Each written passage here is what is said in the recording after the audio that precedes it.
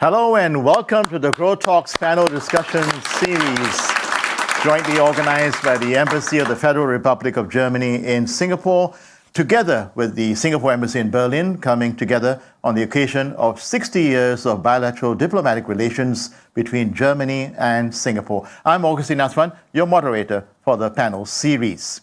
Today, we kick off the first of a four-part special, and the topic for the panel discussion, a greener future. Now, Germany and Singapore are working together on a greener future through a strategic partnership. And the focus is on climate, clean technology, and we ask ourselves, can collaboration and sustainable innovation lead to a green economy sooner than planned? Well, to set things in motion, Germany has phased out nuclear energy. The country is also reducing its dependence on fossil fuels, is restricting its energy supply sources, targeting renewable non-nuclear sources of energy. Singapore, on its part, has a green plan and has set in motion an energy reset, pushing for cleaner energy sources across all sectors. One accolade, Singapore has the highest EV adoption rate among Southeast Asian countries. And when you pull out and take the big picture, both Germany and Singapore have launched their own hydrogen strategies. And this is where we'd like to involve all of you, members of the audience. Please do take a moment to reflect on the key questions, the pressing questions that you would like to pose to the panel. Our challenge to you is to challenge the panel so that together over the next hour, we can explore and have a robust discussion on a range of issues. Well, let me introduce our panel members for the day. Joining me on the stage, Cheryl Chan, Chief Strategy Officer and Sustainability Officer at ST Engineering and President of New Ventures. Hyobon Fors, Group Senior Vice President of Siemens Energy and Managing Director of Asia Pacific. Karina Wolf, Global Head of Sustainability at Infineon, and Kevin Teng, Co-founder and Chief Technology Officer at Unravel Carbon. Thank you all. And so can we just give them all a round of applause? Right, the panel, we're going to kick right straight off. The opening segment, I've timed it and I've allocated about 15 minutes for the conversation. Can we ever be truly green? For the first 2 minutes, each speaker, what's your key message? Sylvian, first we kick off with you. Well, first of all, yes, we can be green, and we can absolutely be greener than today.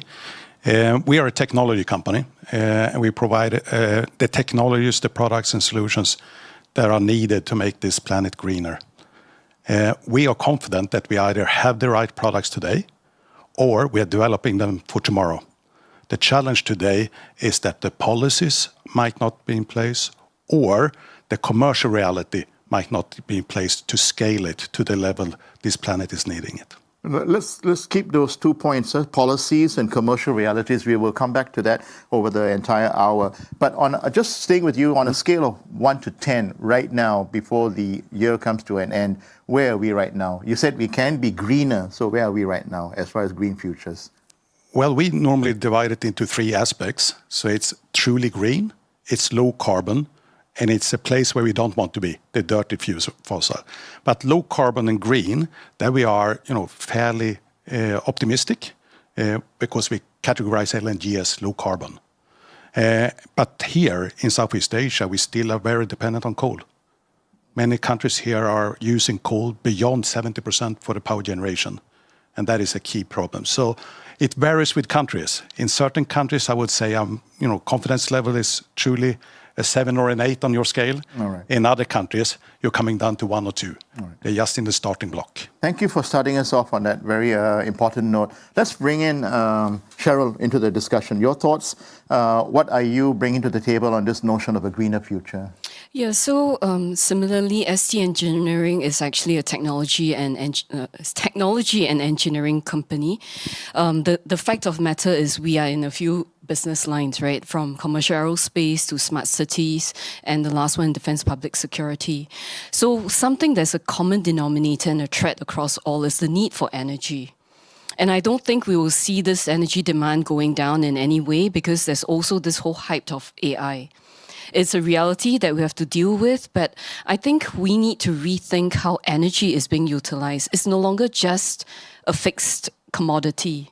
It's something that's more a dynamic and ecosystem that has to be adaptive. And that's the way we look at producing our future products. Right. It's interesting that you brought this up because the first 50 years, every policy had to bend at the knee to water for Singapore.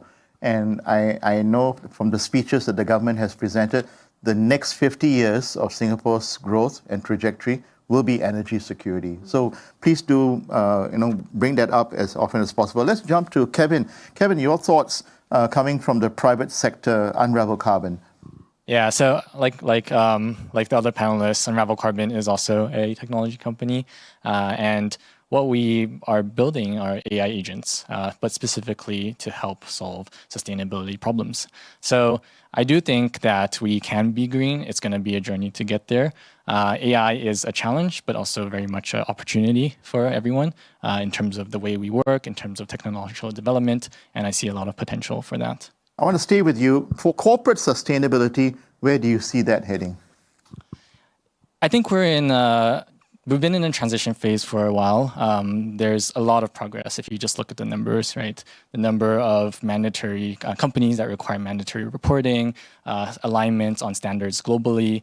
I think what I'm most excited about is sustainability transitioning from a function of that inwards-looking function to one that's strategic and outwards-looking.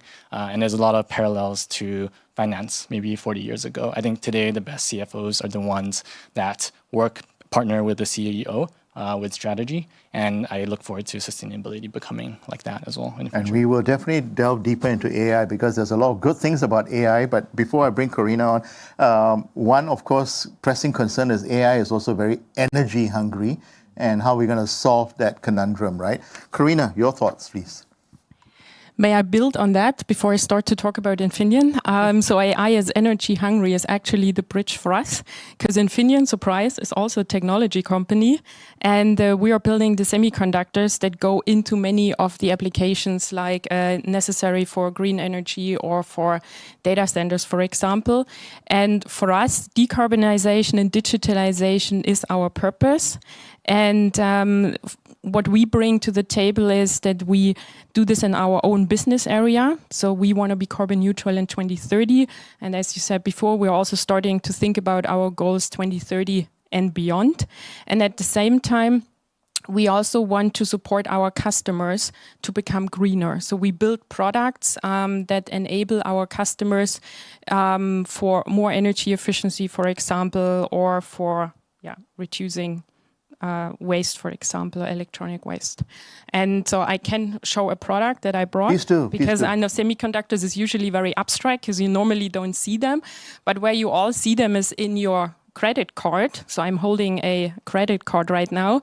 And what usually people don't know is that in a traditional credit card, you have more than 1 meter of copper antenna in that card, in a layer and 7 layers of plastic laminated in the core of the card. 7 layers. So 7 layers of plastic. So if the card is not used anymore and you throw it away, you can't really recycle that one. So we've redesigned the chip. It's a bit bigger than what you know because we've built the antenna into the chip now. So you don't need that copper wire in the card anymore. And there is one transparent card. So you see there is no wire in there anymore. But that's actually not the purpose. The purpose is that the rest of the card can be made from wood or from paper and can be recycled the moment you don't use the card anymore. We can't recycle the chip yet, but we can recycle the rest of the card. So this is how, with our products, we want to enable our customers for the transition as well. Thank you, Karina. Very interesting. I mean, just out of curiosity, I mean, this is not scripted, of course. From the time the idea came onto the table to the execution and launch, how long did it take? This I don't know exactly, but product development, usually with everything it takes, can take from, when we talk about the automobile industry, these are longer circles, or also when we talk about, for example, trains. So they have some years of lead time. When we come to consumer products, we sometimes only have weeks for the development cycles. But then it still needs to be produced, and then it still needs to be built into the application. Yeah, so thank you, Karina, for patiently explaining that. The reason I brought up the whole timeline is because can planet Earth wait? The clock is ticking. So there's an urgent need for innovative ideas to be not just on the table, but to bring it to product launch and for execution. So I want to bring both Cheryl and Torbjörn into the conversation. We talked about AI. Can energy-hungry AI ever be truly green? Let me sharpen that a little bit for both of you. What would it take for Germany and Singapore to lead the world with energy-saving AI? Torbjörn? Well, first of all, I think the energy demand will significantly go up. So if we start there, if you look at the data center rack today, they are designed for maybe 140 kilowatt. And next year, they're launching the 500 kilowatt. And already now we're talking about 1 megawatt. And that's per rack. So in the most advanced data centers, the energy need will just go up. And that will continue. The trend, the trajectory is very clear. So 140 kilowatts to 500 kilowatts to a full megawatt. Yeah, for one rack. One rack. And that means that many of these data centers will go from today's 20, 30 megawatt up to, in the first instance, 250 megawatt, and then you need a gigawatt. And a gigawatt is what conventionally a nuclear power plant has produced, or one of the biggest combined cycle power plants here in Singapore. And you will need that for one data center. So the energy demand we expect go up significantly. We see that today. Our gas turbine business, for example, is enjoying a significant growth in the market at the moment. And it's to a large extent driven by data centers. All right. But then, of course, it comes to energy optimization. What can you do to make sure you use your energy as efficient as possible, and then use low carbon or green energy as much as possible? And there it varies again from country to country. In our neighboring country here, Malaysia, for example, have a very significant reserve margin in the net, which means that the power that is available in the grid versus what you need in society at large, that margin is significant, which allows data centers to tap into the grid. They're comfortable in connecting to the grid. In many other parts of the world, they're not comfortable in connecting to the grid, which means they need captive power, a power plant just feeding the data center. And if you need captive, then you are stuck to the location of the data center, which might not be a location of solar power renewables, and then you're coming back to natural gas again. All right.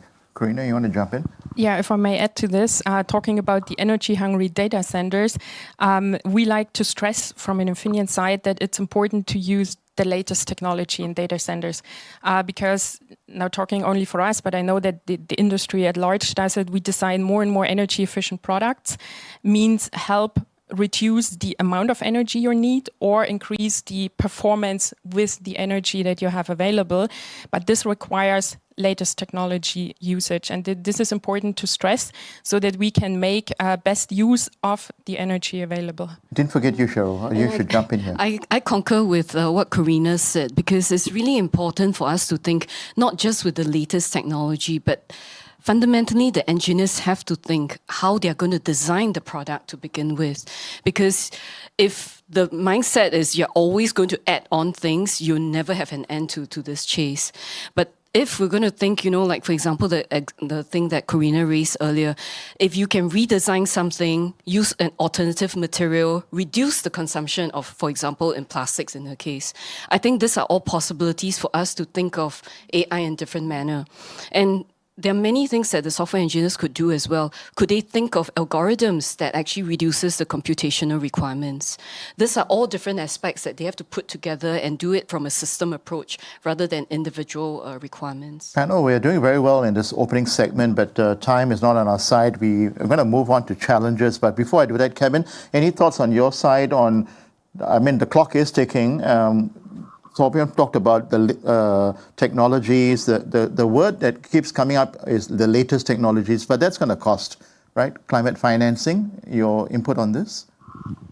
Yeah, so, well, it depends on what we're talking about. I think, like, maybe I don't want to pull us back to the data centers, but there is this like, natural economic force, right, where efficiency is energy consumption is cost to serve AI. So I think there is going to be this immediate increase and very large increase in terms of energy usage, but at least it's economically aligned. And over time, it will kind of, I think, market forces will work. There's going to be challenges along the way, I think, but that's kind of how I see it for the data centers.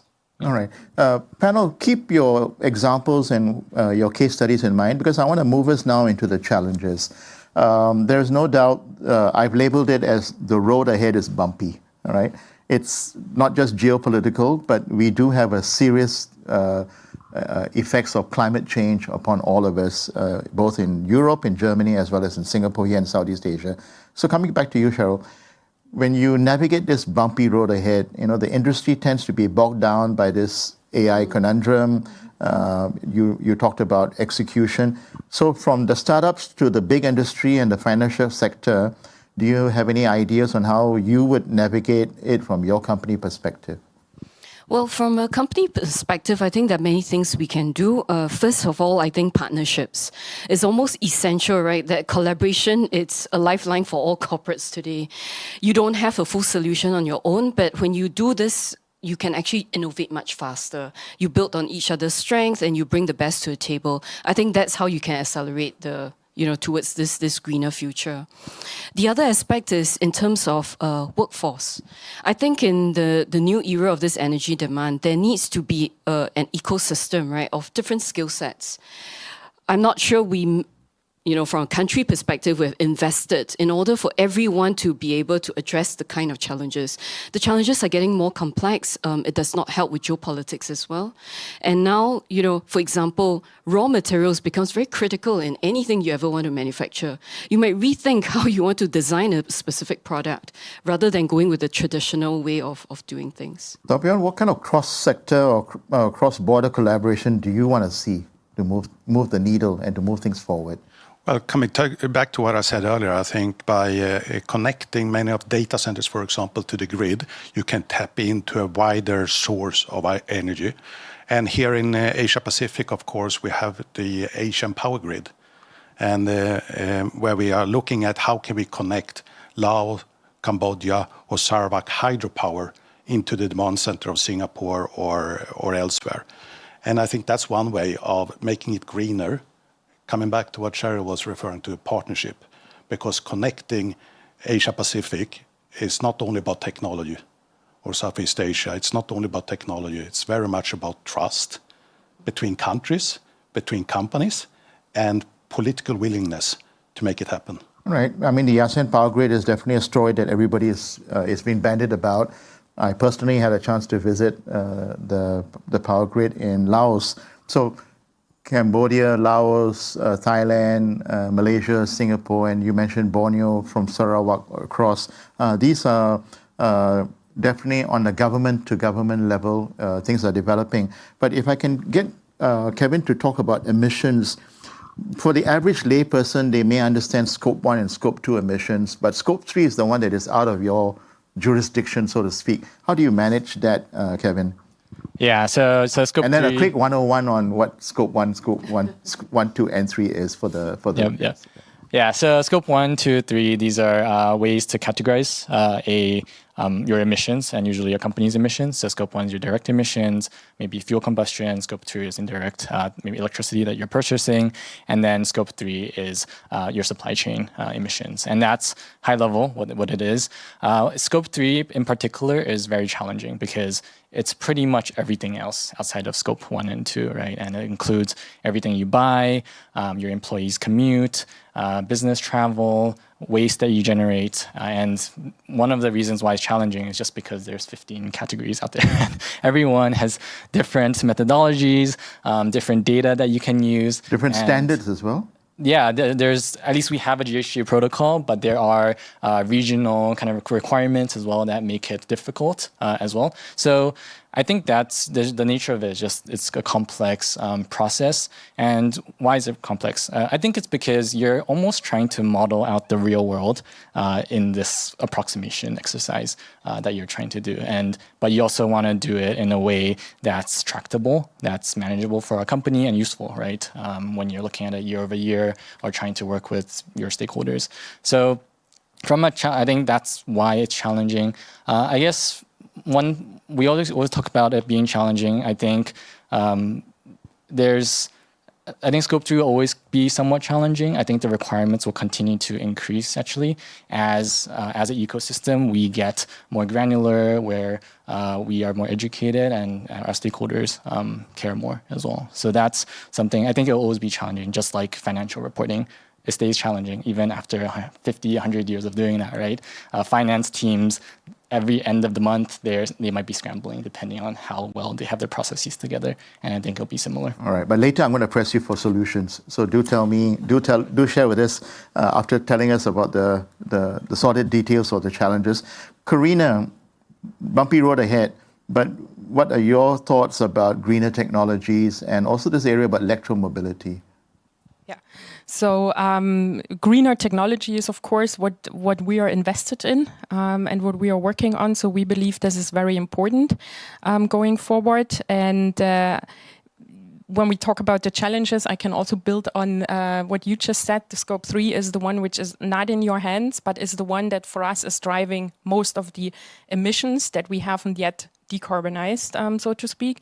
So here, technology is one aspect that is important, but another one, and it might tie into technology, is also alternative materials. So we also, and this is maybe one of the biggest challenges that we face, we are using materials like certain process gases that have high emittance of CO2 equivalents in our Scope 3, but also in our Scope 1. So this is one of the big challenges. And here, of course, we already use technology as much as possible to bring it down. But there is a rest of emissions that would need alternatives going forward. So this is probably one of the challenges going ahead, to find alternatives to any kind of material that has a high CO2 equivalent factor. That would definitely be necessary. What's the biggest leverage you see that needs to be overcome when we talk about challenges? So yeah, this is one of the leverages, I think, that needs to be overcome, and a very important one, I would say. Okay. Yeah. We have reached the midpoint, believe it or not. The conversation is going very fast, but this is the part where I can just draw in the audience, and feel free to challenge the panel and also to go deeper into a particular topic. So panel, the feedback usually we get in conversations like this is this: sometimes we cover too many things and there's not enough depth. So if you feel the need to go deeper into a particular topic, I think that's the best giveaway we can have from the Grow Talks series. But we want to move the conversation to groundbreaking solutions. We've allocated some time for this. And again, Thorbjørn, the current dependence on fossil fuel is no secret. But what types of technologies are most critical to ensure that we can set our countries on a safe and sustainable energy transition path? Well, I would say, first of all, the starting point varies very much from country to country. So if we look at Germany, have decided a few years ago to not pursue nuclear any longer, for example.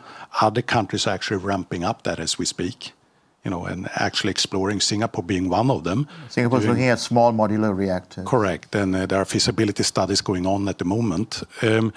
But that says to me that we all have different starting points. We have also very different public views on different energy sources. So the message is there is no one size fits all. We need to tailor it to the needs of a country, of the starting point, but also the public views of the starting point. So what we see, for example, in Singapore, if you look at Singapore or Southeast Asia, the conditions for renewables are actually not that great. Around the equator, there is not much wind. And we have too high humidity and shadows around us to have great solar. So the large scale, utility scale wind and solar that we see, for example, in Germany, offshore in the Baltic Sea, or that we see in Japan, Korea, or in Australia, we will not see the large scale around in Southeast Asia because of the simple reason that the conditions are not there. So Singapore needs to look for other alternatives. An alternative could be nuclear, could be one. It could be to bring in greener molecules. Instead of all these ships in the harbor here are bringing in LNG or fossil fuels, they could be equipped for hydrogen or ammonia or greener fuels or e-methanol. There are many different energy carriers out there. And the common thing with them today is that they are all 3 to 5 times more expensive than LNG. All right. So that's the challenge we have there. And then I'm coming back to the connectivity. Connecting the region is very important because then you can tap into the curtailed energy. Coming back to Laos, Vietnam, Cambodia, Sarawak and so on, about 30% of all their energy is not used. It cannot be used because the demand is not where the location of production is. So it's curtailed energy. And finally, coming back to efficiency, we talked about efficiency. We see that still many assets in Southeast Asia are operated with old technology. Low efficient, old technology. And actually the low-hanging fruit here is just upgrading with the latest technology. Kevin, your company uses groundbreaking AI platforms. I mean, I tried to do some research on this, but I think you're the best person to explain. How does that help in terms of companies achieving their sustainability goals and their ESG targets? Yeah, so I'll bring it back to kind of what's been mentioned and what I've also mentioned in terms of sustainability teams. I think one of the challenges that they have is they are mired in reporting or data-related work. And I see a few smiles here from maybe lived experiences. And I think that's really the problem that we want to solve, right? So that sustainability teams can make that transition to be strategic and be actual business operators as well. Now, it's okay to do that if to be focused on reporting and kind of make marginal improvements on decarbonization. But if you want to get to net zero, you have to impact the core of the business. And otherwise, there's no way.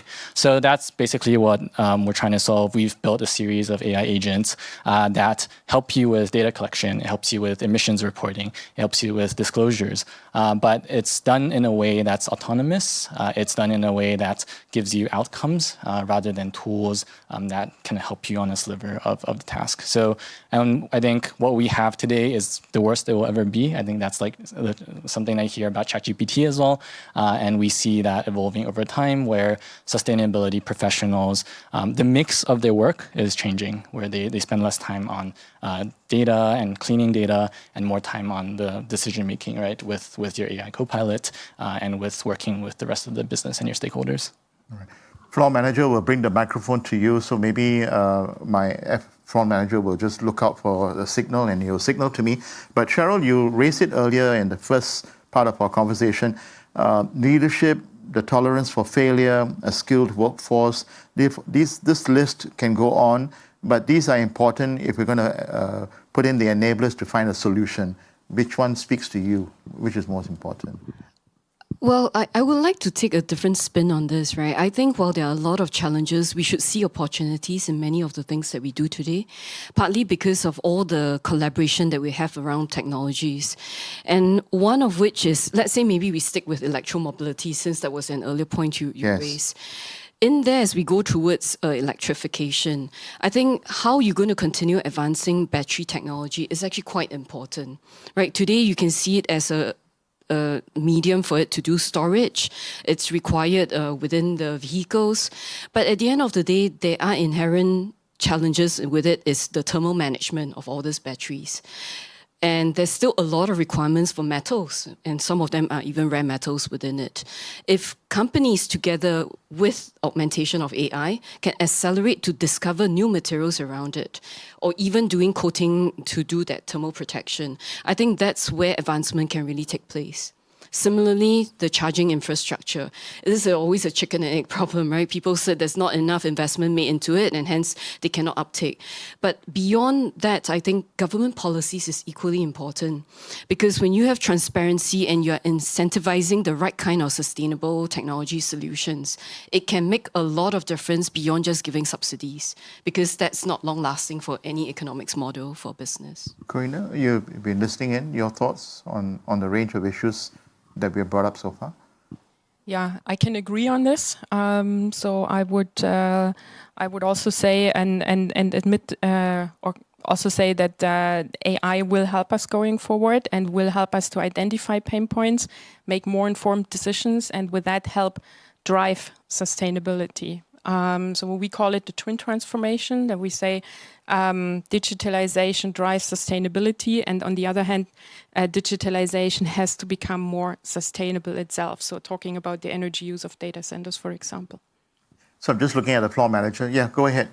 We can take one question. Yeah.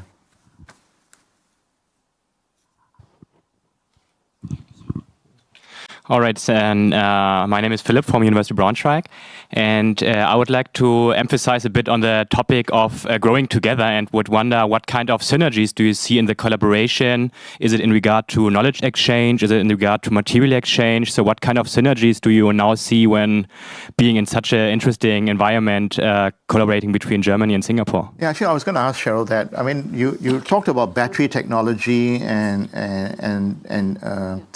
a range of issues related to that. From your company's perspective, do you see opportunities for cross-border collaboration? Oh, certainly. And I think there's different ways to look at this opportunity. First and foremost, large corporates today actually work actively with startups. You know, startups has very niche solutions and some of them are very effective. But maybe a single solution itself is not enough to solve that very complex issue. And therefore, you need a combination of all those. But, you know, by having the corporates and the startups together, they not only give them market channel access, it's also the financial wherewithal that can last them for a longer period. But the ability to accelerate that technology learning is actually very important. So, you know, the point about the question whether it's best practice sharing, I think it's also important because coming back to a point that Torbjørn made regarding, you know, the cross-border electricity, right? It's beyond just building infrastructure grid. You need to have a seamless transition between these countries. So it's something beyond just a G2G. Even the companies that's executing this on the ground has to be aligned on utility this. companies coming together. Torbjørn, your thoughts? Well, very much along together. the same line. I would, to startups, I would add universities as well. I think the whole educational system in Germany and in Singapore are some of the most advanced we see across the globe, in particular on the higher end, the research arena and so forth. So we work very closely with the universities here in Singapore, but also, of course, in Germany, on technical challenges and solutions for the future. So I think that's super important. Another area is also to take the best practices from each other. And I think both countries have learned to do that a lot. One topic that we talk a lot about here is how can we open up the ASEAN grid again from a trading perspective. And of course, Germany and the Nordics have been working in Nord Pole for many, many years, which is a trading mechanism that bridge some of these concerns about companies or countries not having the full transparency between each other. So we are advocating for having similar structures put into place here that can facilitate this trust building, openness between different stakeholders. No, I'm smiling because I can see you're consistently focusing on the ASEAN power grid. And I think it's a very important area. I mean, having traveled as a journalist in the region. And yeah, we would love to hear more because we still have a few more minutes. Karina, your thoughts? Yes, so I can only emphasize or agree to what was said before with the collaboration. We are working now for many decades also in Singapore, and we really appreciate the way that things and the future is being planned and laid out here, for example, and the support that companies get in driving these topics. So two very concrete examples. We have, I think it's 5 or 6 years ago, started a program that we call ARISE. So it's the use and implementation of AI internally, driven from our Asian Pacific headquarters here in Singapore, where we developed the skills, trained the employees, and deployed the program then in the rest of the organization. And so we see here also that these kind of topics are taken up very early and very quickly and very concretely. And the second one for the collaboration is that we have at our headquarters here, our regional headquarter, a co-innovation space where we regularly invite 6 to 7 startups to be there to work together with us to develop new solutions, maybe even new products, and see how we can drive these topics together, how we can solve problems together. So these are two concrete examples to say, how do we work together? How do we use best practices and each other's strengths, basically? That's a perfect segue. I mean, it's nice that it's part of your company's DNA, so to speak, the co-innovation space. Kevin, your thoughts? Because you mentioned earlier about your AI platform and this, I've yet to understand, specialized agents within your platform. But your colleagues are actually in another part of the world right now as we speak, and they're working on other solutions as well. Yeah. So I guess for more globally, just generally, right, we have customers over 50 countries and users as well. And that is, I think, sustainability generally doesn't care about borders, right? Emissions is floats across borders. So I think the business is global in nature, and a lot of what will drive this forward is actually standardization across countries and comparability between companies and what they do. So I think whether that's Singapore and Germany, whether that's with other countries, extremely important for kind of the world to coalesce to at least talk the same language. Yeah. All right. Panel, keep bringing up your examples because I want to just throw back to the floor. Yeah, go ahead. Let's take another question from the floor. Hi, my name is Nisa. I think new technology is absolutely important and amazing, but what are we doing with the existing technologies that we have? And a little bit of a context, we do have younger power plants in the region. So how do we avoid stranded assets when it comes to that? Thank you. Sophion, definitely, you're right down your alley. Absolutely. And I've seen some of these stranded assets myself. How can we move these existing power plants to embrace the new? And I love what Kevin said. Sustainability doesn't care about borders. I love it. Yeah. Absolutely. Sustainability, energy in general, does not care about borders. It's people building borders. No, I would say a good example is actually here in Singapore. So our customer here, Pacific Light Power, they used to run an old power plant here. And we identified an opportunity to upgrade the existing power plant. And by that, we could upgrade it to the most advanced, the highest efficient power plant in Singapore for an old asset, which means beyond 60% efficiency in this case. Pardon my interruption, but how long would it take from get-go to actually do that entire conversion of an existing power plant to meet your standards? Well, that depends. But in this case, the outage was just a few weeks. But of course, there's a lot of preparation and manufacturing and so on before you shut down the power plant to introduce the new technology. Right. But it's only a few weeks. Okay. But in this case, then we could say that Pacific Light reduced their CO2 emissions by about 60,000 tons a year, right, which is, I think, about corresponding to 9,300 vehicles on Singapore's roads. So it's a significant contribution just by upgrading existing asset. Right. Anyone else on the panel? You want to take the conversation in any other direction, so to speak? Otherwise, we'll try and take another question from the floor. Yes, there's a hand there. Just keep those questions coming in. Huh? Yeah, Ralph from AMS. Among others, we do also renewable energy. And I like to come back to the power grid, because I think that's really key. But and developing energy sources in the region, as difficult as it is among the equator, but we have Vietnam, for example, also. And the biggest problem I see there is actually the political problem and how to get regulations and governments to cooperate with each other. And I would like to hear a bit more your idea there, how we can accelerate that, because that is, I think, extremely important. I want to throw that tough question to Cheryl. How do you manage governments and policies? Well, I think there has to be a multi-pronged approach. There's none of these energy solutions is one size fits all. First and foremost, there must be some small success stories. I think, and it's important to be able to have the appetite to do pilots, to sandbox different solutions and technology. And also the other thing is around augmenting solutions. So take, for example, many things that we talk about is everything is about scale, which is absolutely important, and I get that point. But for people to really make that investment from the onset to say, invest in 100, 200 megawatts, it's very difficult to find off-takers for any of the solutions. So one of the options could be something, I'm not trying to sell a pitch here, but we decided to do, and this was something we've discussed before with Torbjørn, going into decentralized, for example, hydrogen production. There's still many pockets of needs, right, in a geography that's much larger than Singapore, where they needed this kind of backup support because they're off-grid, and there's, facilities or production facilities that's in very decentralized location. Each have their own needs, but much smaller in scale. So when you get many of this, they become multiplier. And I think this may change the perception of how government is going to support. And coming back to my earlier point, it's beyond just giving one-time subsidies. How do you sustain that particular business model? I think it's something important.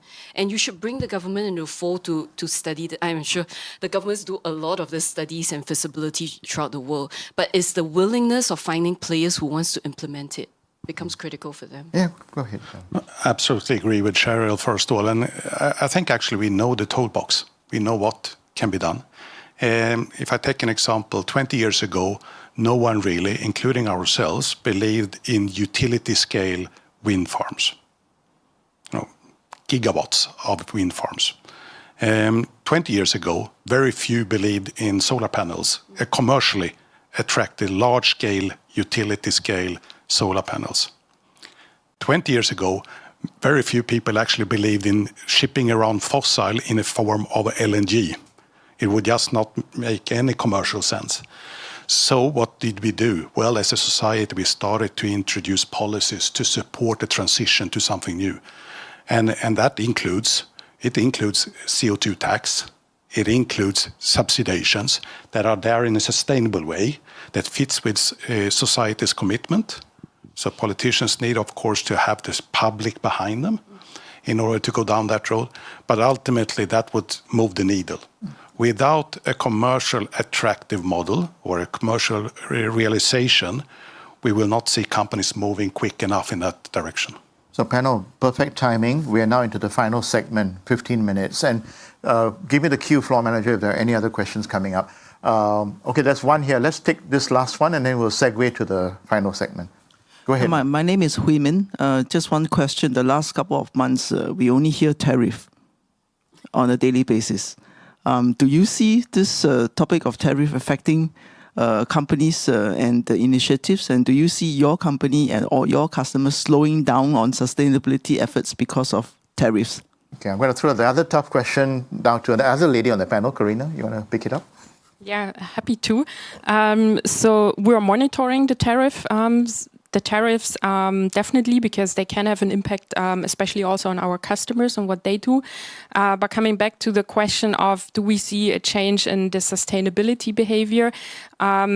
I think we've all seen a big change in what concerns diversity, just part of sustainability, with big public re-announcements or decommitments of KPIs in companies.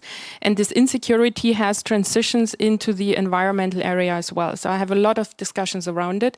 But from our customer base, we don't see any significant change. So the customers stick to their environmental targets, they stick to their requirements towards us, and they are even increasing these requirements towards us. So what our products need to fulfill in order to meet their own sustainability targets, which, and I often call it now, we see less talk, more walk. Companies are not talking about it so much anymore. Nobody really wants to get in the line of fire. But I think this is very reassuring, what we see is that the majority is sticking to their targets or even driving them further. Good segue to the final segment. Panel, this is, after all, the Grow Talks series. And so, panel, I'd like to urge all four of you to think about collaboration, opportunities, wish list. But I've titled this final segment 2026 to 2030. And I really hope someone will listen to this online and listen to your four voices and be inspired. From your perspective, what are the three things that we are doing right, that we are getting it right now? And what do you hope to take forward into 2026 and beyond? It's a 5-year plan. It's 60 months. Let's start with you, Cheryl. What would you like to focus on that we can do better? I think what we're already doing today, we should do more. One, in collaboration, technology innovation, and the third one, to actually communicate. I think it's quite important because perception is actually something that becomes a deterrence in many countries. So, the point that Torian made earlier, when the public has a certain resistance and unable to accept certain things, adoption will generally be low. So I think this will be 3 areas I'll focus on. And my personal wish list, I hope there's more storytelling on hydrogen. Yeah, really, to get young people excited about what this is. Sophia? Absolutely. I think collaboration is definitely an important piece. And you talked about hydrogen, and I can tap into that. And there, of course, we have gone from innovation into more commercial production. And we saw the hype, coming back to some of the questions here earlier, we saw a hype in it for the last few years. And now it's coming down, but it's not dead. It's coming it's a more realistic view on the near-term future of hydrogen, I would say. So for us, as a technology provider, it actually makes a lot of sense, which means you take out a lot of the fluffy dreams out of the equation into real, tangible projects. What I would like to see more, we have touched on it already. I think we are really good in the first collaborative innovation space of new technologies or new business models or new ways of making this planet greener. I think we also see governments putting a lot of resources behind that in form of both subsidies and grants and also that we develop the right capabilities and resources in our universities. So a lot of this is good, but it's very much in the early stage. What we are looking is beyond the demonstration plant. How do you scale it up? And there we don't have the policies in place to go from demonstration to scale up. I'll press you on that. What's one policy you think or you believe needs to be addressed? Well, in order, for example, greener fuels to play a larger role, you need to introduce some sort of CO2 tax mechanism or other incentives for people to actually move in that direction. Thank you, Paul. Can I just add one more on this wish list of policy? I think permitting, the ability to get permits for many of these projects to go on is taking way too long in many countries or jurisdictions. What are we talking about here? Months? Years for some, and therefore this is where the best practice sharing should really come in from the corporates to the government. All right. Karina? Yes, so I can agree to everything was said before. And what I would like to add on that one is, I think what is going well is that we keep moving forward with these initiatives and that let's say, many of these projects now tie more into an economical value. So for example, in the US, where we see a lot of discussions around renewables, yes or no, we can also see that the hunger for the energy that data centers need can best be met by renewable energy sources because they are the fastest to erect, maybe also cheaper. And so this is when I believe sustainability becomes sustainable, when you have reasons to do that are also interesting from a commercial aspect. And this can also be resilient. So we talked earlier about materials, for example, in the supply chain, so that we need to become more resilient, that we need to think about reuse because there's a scarcity also of certain materials. And this is where I believe what we need to look more into going forward. And I agree that there need to be certain incentives and that the rules and regulations need to be set out to support this. And I think one important aspect, and maybe this is a very European perspective now, is that we should not be tied down by reporting obligations, even though AI will support us in this going forward, but that we can use the resources that we have effectively to work on measures and initiatives. That's very important. Yeah. Kevin, nice segue to you. Yeah, so agree with everything that has really been mentioned, right? I think what's going well. So renewables make economic sense, and we just see that in the numbers and the scale, right? So that I think that's one. The second one is really around maturing of ecosystem. So that refers to frameworks and standards. It refers to tools that we have. It refers to talent pool. I think there's sustainability professional has changed quite a lot, I would say, over the past 5-10 years. And the talent pool is much wider. And in fact, there's a lot of new talent coming in as well from adjacent professions. So I think those are things that are going well. I think things that we could do better, or there's opportunity, so to speak, Maybe I'll touch upon the education aspect that was brought up, and this is top of mind for me because I have a newborn. I read her first science book in the last month, and it was a book that was written by my friend, a baby's book about batteries. So it explained how batteries worked. And I think that's just was interesting, right? And I thought about, hey, what did I learn about sustainability when I was in primary school, in secondary school? The only thing I learned was in science class that it was just this thing called greenhouse gas emissions, and it was bad for the climate, and that was about it. I think there's a lot of opportunity there. So you could learn about carbon pricing in your economics class. You could learn about circularity in your engineering class. So I think that is something that we could do better. Maybe it goes beyond 2030 here, but I think that will completely change the discussion, right? That was mentioned with the public and with how people in school today, when they come into the workforce, and what they think about what's important. I think all of us are fascinated. What's the title of the book that you read to your newborn? It's just my first book about batteries. Top secret. Yeah, but maybe, we got the private sector here on the panel, and they could always explore sponsoring a child's book on ASEAN power grid and hydrogen. I'm just joking. No, but I never forgot the audience. Audience, we do want to involve you in the final part. This is, after all, the Grow Talks. Does anyone have here a wish list? 2 or 3 things that they personally believe they would like to see addressed from 2026 to 2030 over that 5-year period. Anyone on the floor? I've just been given the cue. We have time. No? Thinking, contemplating? Or you're actually asking AI what the top 3 areas are. But I want to come back to the panel. For the remaining minutes that we have in the Grow Talks, panel, it may interest you to know that all 4 of you have made a perfect recommendations, which will be picked up by the second panel. 2 lands of ideas, and I believe some of them are actually seated here listening to the conversation, and I will bring some of these points that you've brought up. But I want to pick Kevin's point about education and link it to the workforce. And back to you, Cheryl. What would the 1 or 2 priority areas be? Corina, you also talked about that space that you have in your organization and the DNA of your culture. But what would you want to focus on, moving the workforce forward as well? Well, maybe let me say it from a perspective. I'm an engineer by training. I believe today what we need to do is a lot of cross-disciplinary knowledge for all the engineers, because, take for example, like the HubGen, the decentralized hydrogen production unit we have, it's actually created by a very diverse team of teammates that I've had. They come from background of chemistry, electrical, mechanical engineering, environmental science, data analytics, cybersecurity, and software. It's probably very difficult if you have a project manager today who doesn't take that system thinking approach, and it's not actually focused on how to get to the targets, right, of energy efficiency and sustainability targets for that matter.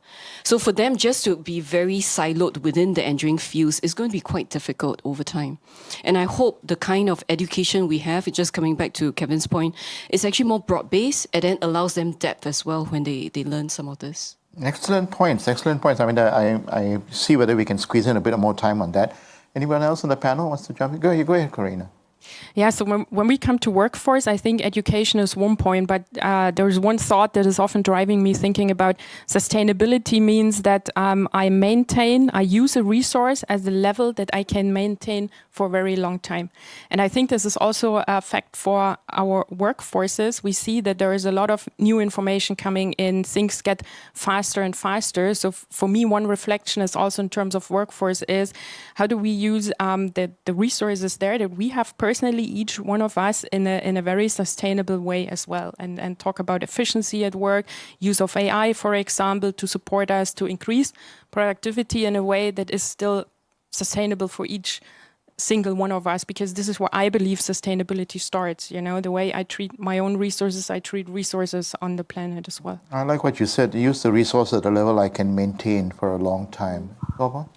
Well, and that means also very much upskilling people to the new environment. We recruit, globally we recruit about 10,000 people a year, and have done so since we were spin-off from the Siemens mother company.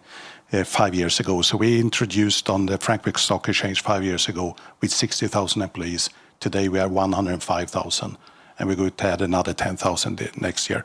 And it's super important to us, not only that they have the right capability, but we can actually find them. So the old saying of the war for talent is a reality today. You have an interest in the same talents as I have to some extent, right? And I think it's very sound actually. It's very sound because that's driving all of us in the right direction. But I just want to say, that it's very much about scale. It's not only about a few experts. It's really about to have, coming back to your point of the kids book, it's starting from the ground and scale it up. All right. It will take time. I mean, it's true. One of the top trending hashtags is war on talent. And so I wish all of you well. Kevin, your closing thoughts on this? On workforce, right? So, yeah, I think it's just I think echo a lot of the points, sustainability at this individual level. Things are just changing at the fastest pace they've ever changed. And I don't think it will slow down, right? Like there's technology kind of begets more change. And I think we see it come up inadvertently in our lives, whether that's through mental health, whether that's through kind of what you feel in your body as well. So I do see that balance there. I do see that we just have to be a lot more intentional with people and with people around us and yourself as well. So I think that is definitely something that's top of mind against the backdrop of this like war on talent as well. All right. So panel, this is a surprise question. It's not in your script, but we are going to end on this note. And Kevin, I'm going to kick off with you since you are, ready for the challenge. I would like you to address the young people out there. I mean, eventually they'll be watching your program or listening to your program. What's your parting message? What would you want to leave with them that they can collaborate as part of the Grow Talk series to achieve a greener future? Starting with you, Kevin. Yeah, I think the world has gotten a lot more complex, right? And for the younger people out there, I think the complexity actually is just two sides of the same coin in terms of opportunity. So from when we look at AI, it actually levels the playing field for a lot of companies and a lot of individuals because AI has only been around for the past 2-3 years, right? So, and it's constantly changing. So I think for young people, this is almost like a once in a generational opportunity to learn about the tools, to learn about how you apply it sustainably. I think when you use AI, you are generating emissions, but applied in a right way. If we can help companies reduce their emissions by 10%, that is a very good use of AI. So I think for young people, there's a lot of opportunity. There's also a lot of responsibility for them to use it well. Nicely put, Kevin. Karina? Yes, so I very often hear the question, can I make a difference as an individual? And I would say that every one of us is a drop, and together we are an ocean. So what I would like to say is, yes, every single one can make a difference. So keep moving forward, keep up the effort. It's definitely worthwhile. Thank you, Karina. Torbjörn? I would like to echo that, and just adding that coming together, building bridges across borders. We just talked about there are no borders in energy or sustainability. So reach out and collaborate. Cheryl, you're going to have to And bring us home. along that line, yes, I would tell them to be bold and dream big. If you have great ideas, bring it forward because no individual ideas is a bad idea. Wow, that sounds like a title of a next movie. But there you have it. Please join me in giving our panel a round of applause, everybody. We are right on cue, and that's all the time we have for this panel discussion. And so once again, for all of you who have been watching us and who will be listening to this Grow Talk series, please join me in thanking our panel for their enlightening responses and quotable quotes, Cheryl Chan, Torbjörn Voss, Karina Wolf, and Kevin Teng. And thanks to all of you for your participation, for your questions from the floor. Up next, in the second episode, we will be exploring two lands of ideas. Once again, 4 speakers will unpack how collaboration between Germany and Singapore is boosting innovation. Till then, I'm Augustine Antoine. Thanks for being with us on the Grow Talk series.